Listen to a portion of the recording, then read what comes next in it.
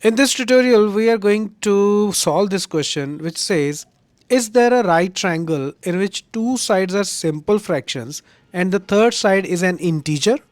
So if ABC is a right angle triangle, then is it possible that two of its sides are fractions and the third side is an integer? Means any two sides are fractions and the third side is an integer. Is it possible?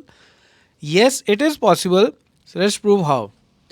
So let's write down in right angled triangle ACB, a square plus b square is equal to c square because of Pythagoras theorem.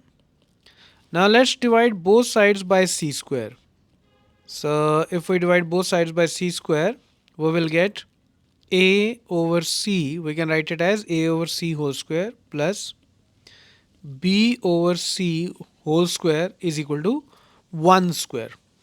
Now we can see that it is of the form r square plus s square is equal to t square, where r is a by c, s is b by c, and t is 1.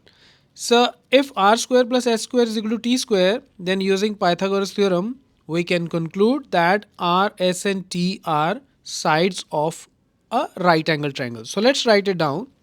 This implies r, s, t are sides of a right angle triangle.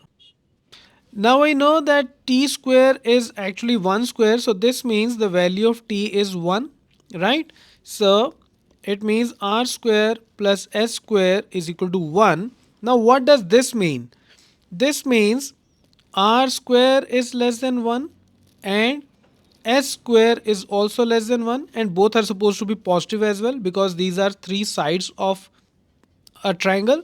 So this means r is strictly less than 1 and s is also strictly less than 1, which means r and s both are what? These are fractions, right? And t, the third side of the triangle, is what?